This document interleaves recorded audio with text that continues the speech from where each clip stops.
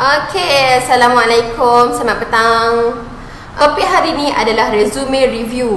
Okay, so we got 5 resume. Kita ada 5 resume hari ini, dan kita akan go through satu-satu. So, before kita start, terima kasih kepada semua yang dah menghantar resume. Okay, banyak kita terima resume-resume yang nak di-review. Tapi again, kita ada limitation sebab kita punya masa pun suntuk. So, kita pilih random 5. Kita tak pilih sesuka hati, kita random 5. Dan satu resume yang kita rasa boleh dijadikan contoh. Satu resume ni special sebab among those resume kita rasa itu yang boleh dijadikan contoh. Tapi again, ada lagi yang kita boleh penambah baik. Cuma disclaimer untuk resume yang review ni, kita berdasarkan apa yang Cara Cube bawa, berdasarkan pengalaman kami.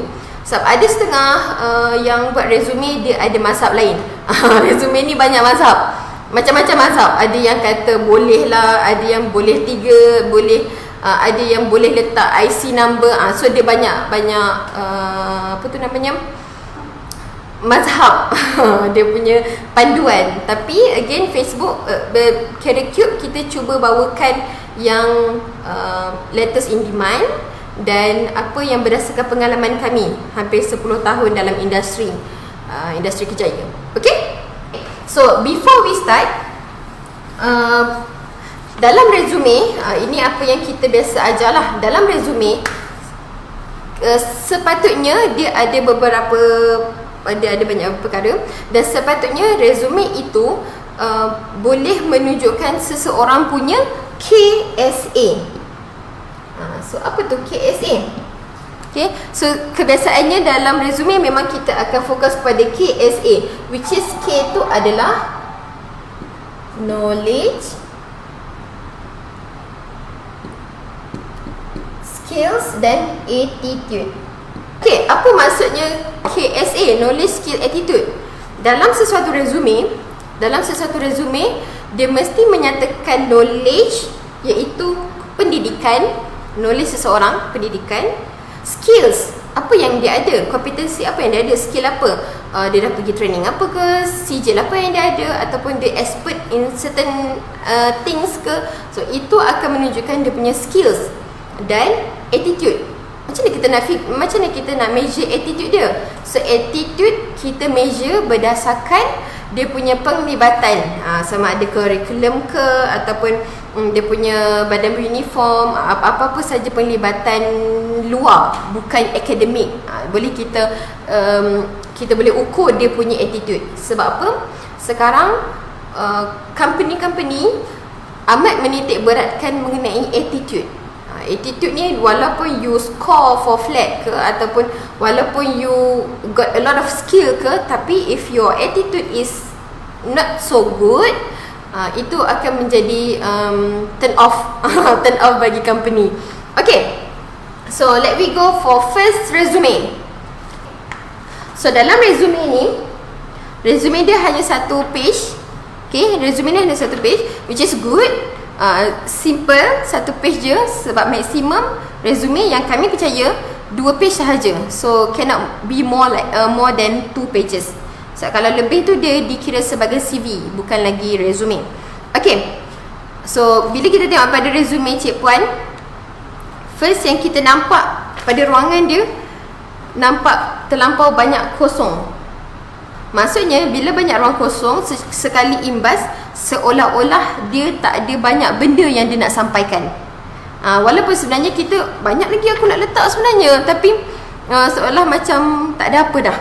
Sebab kita nampak kosong, kita nampak ruang kosong. Okay, so apa yang perlu kita letak dalam resume ni? So first thing first, ada perkara yang kita boleh buang, ada perkara yang kita boleh tambah. For example, this one, profile. Dekat ruangan profile, pendapat kami ini terpulang, boleh letak atau tak payah letak pun tak apa. Tapi kalau profile tu betul-betul memberi impak yang bagus kepada anda, silakan letak. Tapi kalau profile ni sekadar copy paste, perasan tak kalau template sekarang dia ada copy paste, ataupun template sekarang memang dia dah ada dah ruangan profile, dia dah siap ayat dah kat situ. kita guna je ayat yang template tu. So kalau itu bukan ayat sebenar kita, saranan kami buang je.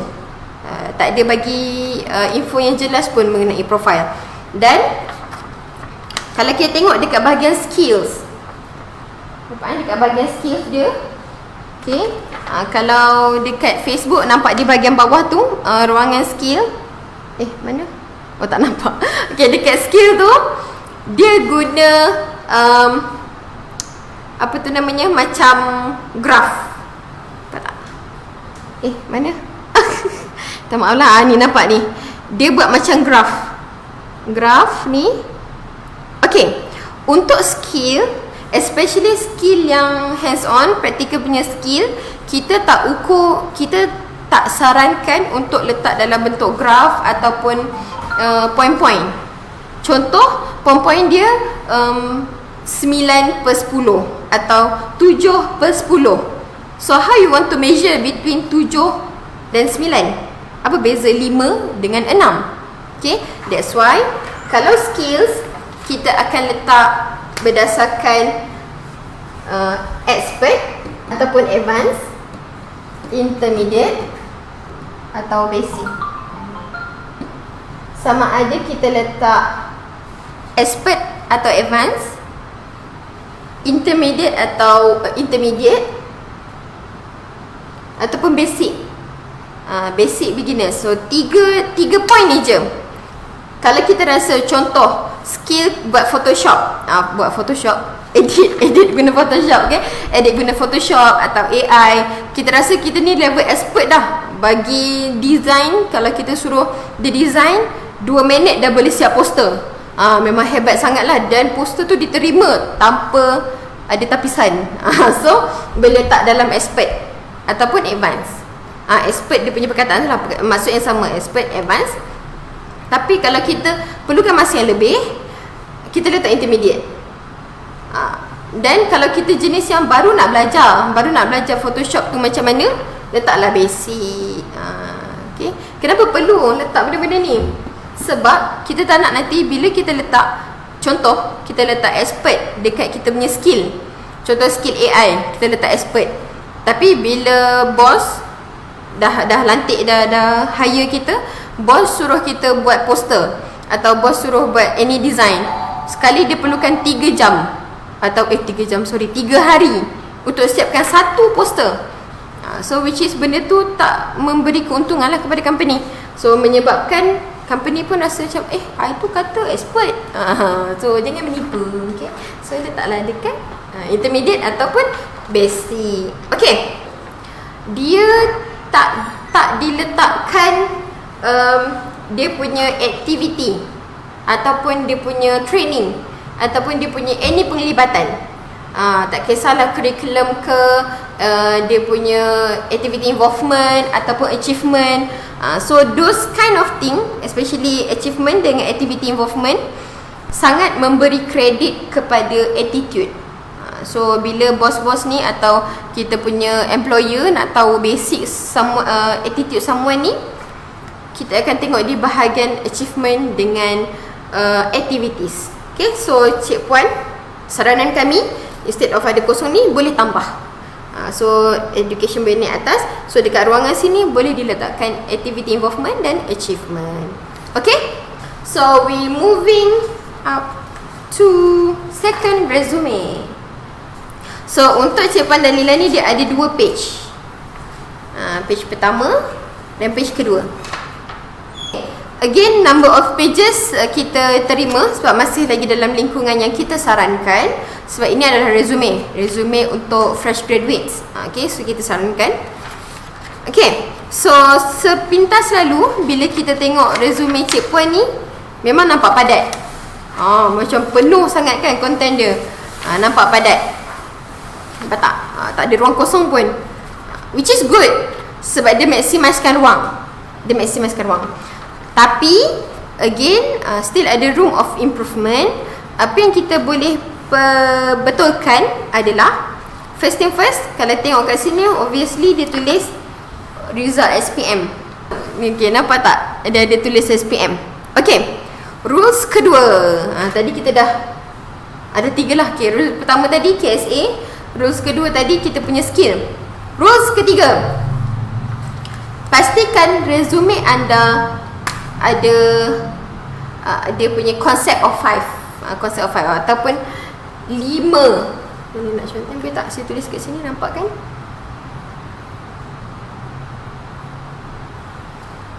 Nampak 5 years. Okay, dalam resume kita apa-apa konten sahaja perlu 5 tahun ke belakang sahaja. Okay, 5 tahun ke belakang sahaja. Kalau kita tengok cikpuan ni dia punya SPM pada tahun 2011, which is bila 2011 bergoyang which is 2011 dah lebih daripada 5 tahun. Ya, so tahun ni 2020, kita kira 2020, 2019, 18, 17, 16. Okay. So whatever content dalam resume mesti 5 tahun ke belakang sahaja. Okay, I believe semua pun dah clear juga, 5 tahun ke belakang sahaja. So apa-apa maklumat yang kita rasakan boleh dibuang, silakan buang. Okay, kecuali kalau higher education, maksudnya kita ada degree sebagai kita punya higher education, dan degree tu kita dah lepas 10 tahun yang belakang, masih boleh letak degree sebab itu kita punya higher education. Tapi tak perlulah letak sampai SPM, matriculation, PMR, UPSR, tu dah tak payah dah. Buat penuh je. Bila kita kata rules of 5, dia aplikasi juga kepada content. So first 5 tadi adalah tahun, 5 tahun ke belakang, dan another 5 adalah dia punya maklumat. 5 point sahaja. So select the best 5 yang kita nak highlightkan. Okay, sama juga dengan achievement. Wah, I believe you are very active person. Okay, so kita pilih the best 5 only. Sama ada best 5 tu adalah again tahun, nampak ni tahun pun dah ni tahun pun dah lebih. Okay, tahun pun dah lebih, so kita boleh adjust jugalah. Okay, so ni boleh tak kita conteng sini, tahun pun dah melebihi 5 tahun dan konten ni pun dah melebihi 5. Dan macam kita cakap tadi, again dia punya KSA mesti menjawab kepada KSA, iaitu dia ada knowledge, dia dah letak education, skills dia letak juga dekat bahagian sini, skills, which is good, dia dah letak skills dia dalam bentuk advanced, intermediate ataupun basic. And then next, tadi kita ada soalan pasal reference. Reference, kalau kita tengok dekat sini, dia letak manager dan both adalah manager. Betul lah.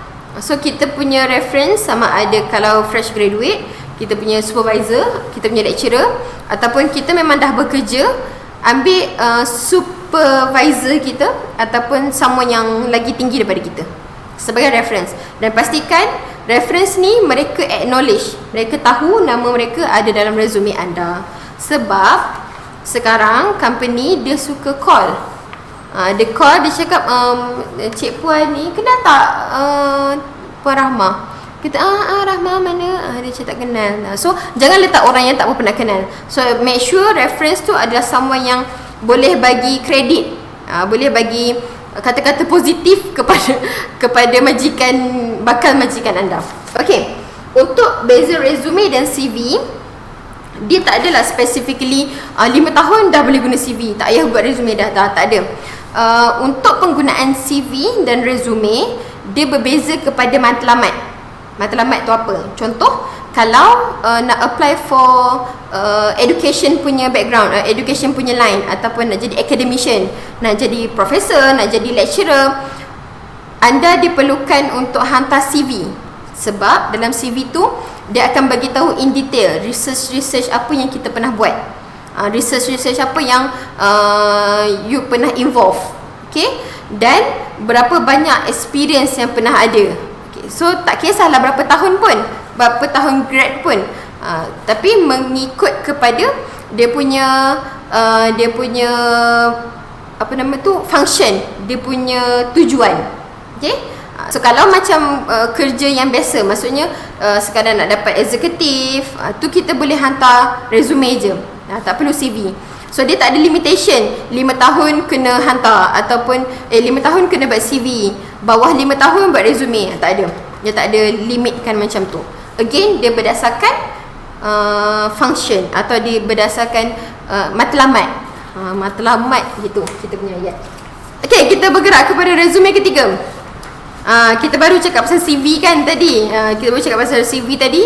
Biasanya CV ni lebih daripada 2 pages. Okay, so this one Cikpuan Nur ni dia punya resume, okay, dia punya resume adalah 3 page.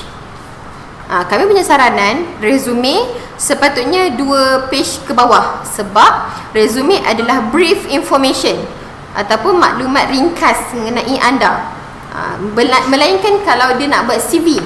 Okay, kalau dia buat CV tak apa, more than 2-3 pun boleh. Tapi kalau kita tengok daripada resume Cikpuan ni, kami boleh nyatakan ini adalah resume, bukan CV. Sebab apa? Dia punya konten-konten tu adalah konten biasa dan bukan merujuk kepada academician ataupun dia buat research. Dia punya function tu adalah sekadar untuk apply kerja sebagai macam sebelum ni dia kata administrator. So kalau administrator, tugas-tugas administrator, accountant, dia tak perlu pun CV. Okay, kecuali diminta oleh company. Okay, so again, kenapa dia boleh jadi 3 page? Sebab sebenarnya kalau tengok betul-betul, ada ruangan yang dia boleh buang untuk menjadikan dia ni 2 page. Okay, for example, kalau kita tengok page ketiga, banyak ruang kosong.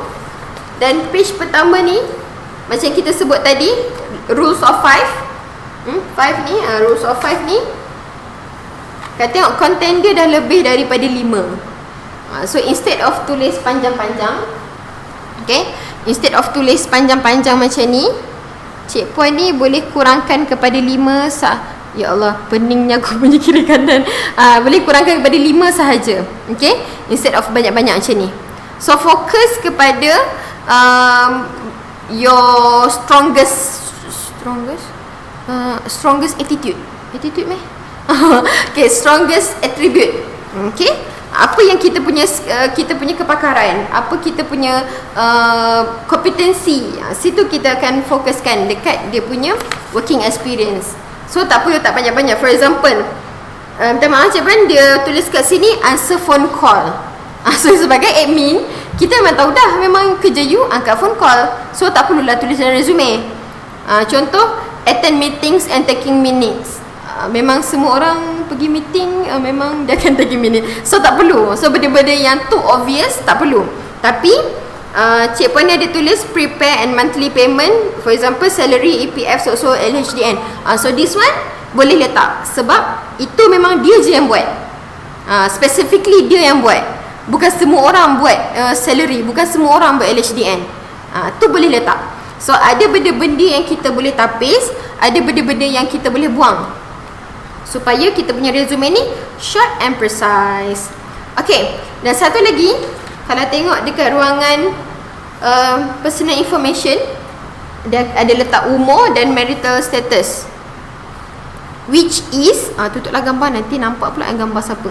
Okay, which is, bagi pendapat kami, tak perlu pun nak letak marital status dengan umur, sebab anda akan memberi satu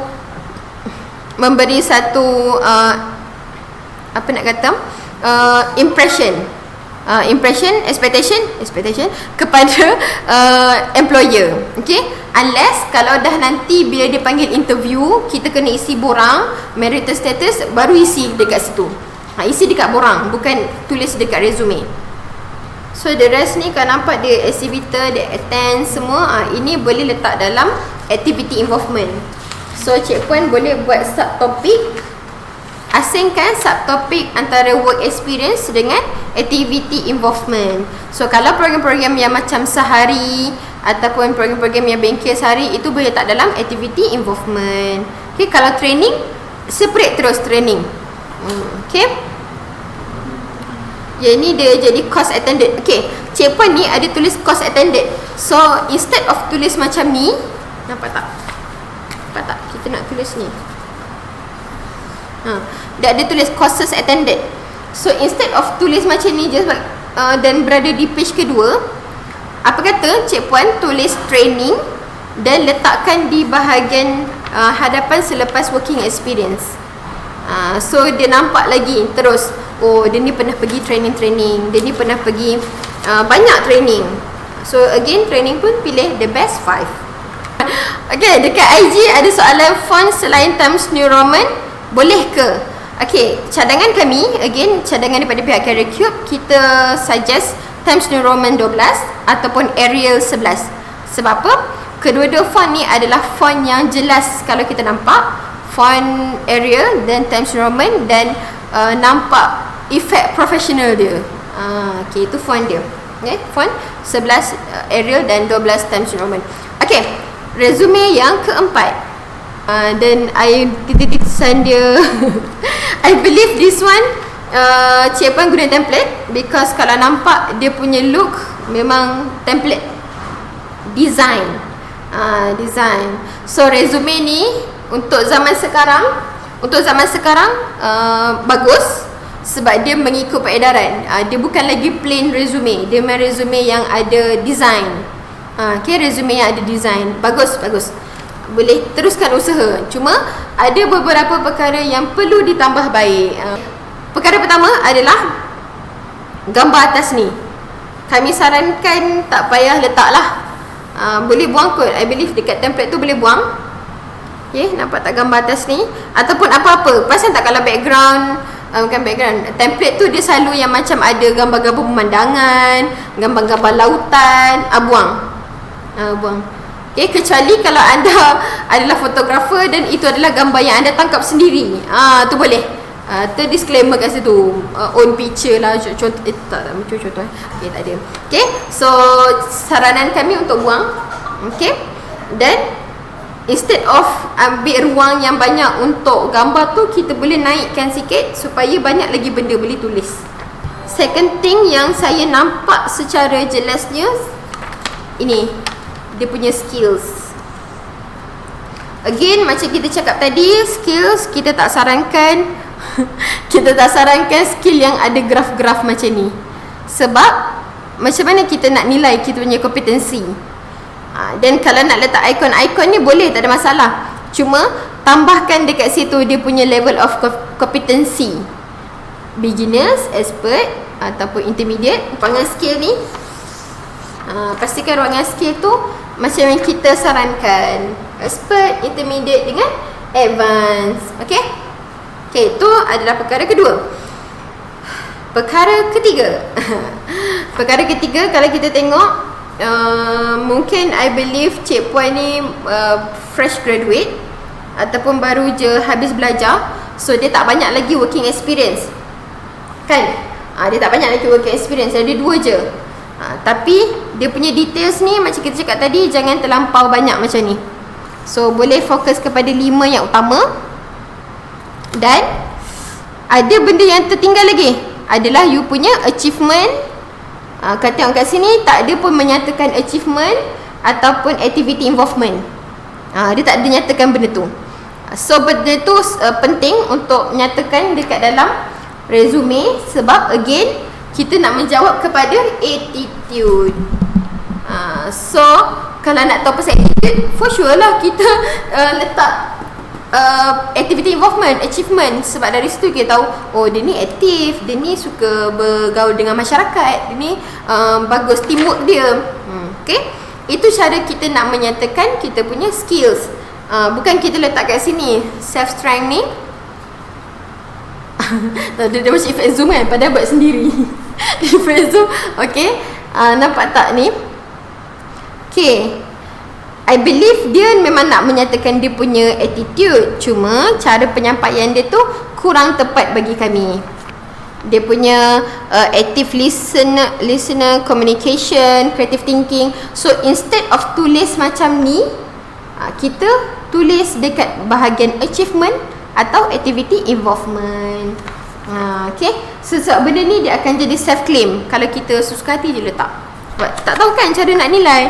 Macam mana kita nak nilai you ni good in listening, macam mana kita nak nilai you ni good in communication, ada ambil kursus ke, ada buat training ke.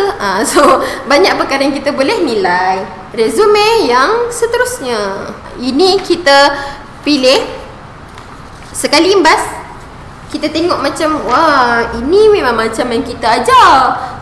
Ni memang macam yang Curicube ajar. Sekali bila tengok dia punya ni, oh no wonder, sebab dia dulu adalah Slim, antara alumni Slim TNB, yang mana dekat Slim TNB tu memang kita ajar cara tulis resume. Okay, ni contoh dia. Nampak dia ada 2 page. Okay, dan dia nyatakan secara jelas education, dia punya training. Training ni sangat mahal, sebab daripada training ni company boleh tahu you punya kompetensi. So training dia sangat mahal kalau dalam resume, especially for those yang nak minta kerja tempat lain, nak naik pangkat. Working experience, okay, dia nyatakan dengan jelas working experience.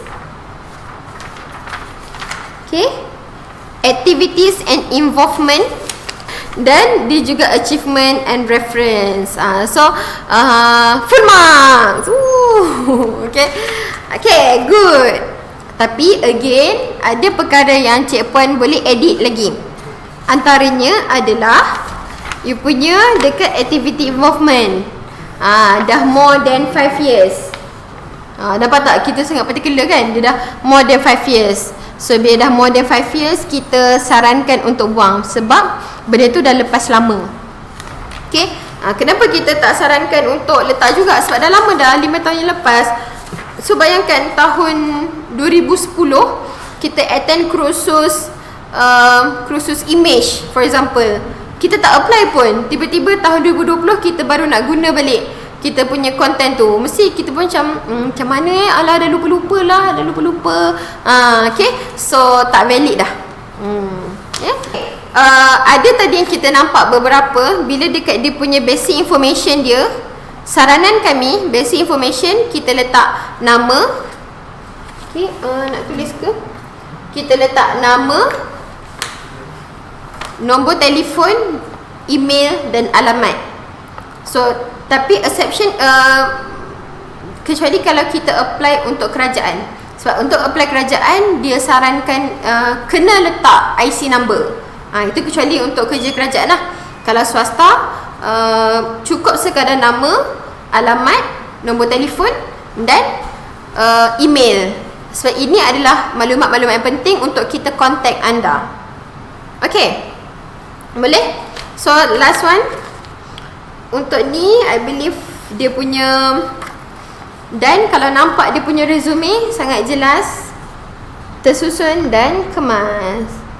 Okay, mungkin orang kata, alah biasanya resume macam tak design pun. Tak ada masalah, cikpuan boleh buat yang design macam ni. Bolehlah design yang macam ni. Cuma apa yang perlu ada content, boleh follow content dalam ni. Kalau job scope dalam resume perlu spesifik ke? Sebab experience dan course tadi boleh go wide career. Okay, so dalam description untuk job experience ataupun working experience, dia perlu menjawab kepada edit. Okay, dalam resume again dia kena menjawab balik kepada kita punya job application. Job application tu dia fokus apa?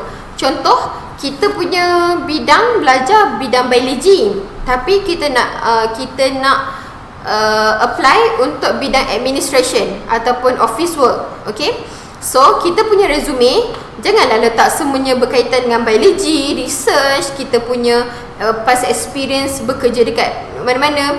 Boleh nak letak macam tu, tapi cari konten-konten yang menjurus ke arah pekerjaan yang kita nak minta. Okay, so again dalam job scope tu perlu spesifik. Yes, perlu spesifik. Dan bukan spesifik tu sampai tahap semua benda kita tulis. Tak. Apa yang perlu ditulis adalah item-item yang menjawab kepada job application again, dan apa kita punya expertise, kita punya kepakaran. Okay, kalau arts and creative, selain daripada resume, anda perlu menitik beratkan kepada portfolio. Portfolio ataupun artworks. Sebab kalau bidang arts and design, arts and creative, mereka sangat menitik beratkan kepada result. Bukan result, maksudnya result pointer tu. You punya artwork, you punya design, you punya video, you punya tangkap gambar macam mana. Sebab itu adalah skill anda. Okay, mereka tak tengok sangat pun pada pointer. Macam pointer for flat, tapi bila tengok design level-level beginners. So dia tak nak macam tu. So untuk mereka daripada arts and creative, resume anda boleh ikut template yang kita bagi, guna yang creative resume, dan tambahan lagi kepada artworks and portfolio. Sebab mereka akan nilai berdasarkan portfolio. Kita dah habis 5 kan tadi? Kita dah habis 5. Kita dah review 5 resume. Okay? Dan ini adalah resume bonus. Kenapa saya cakap bonus?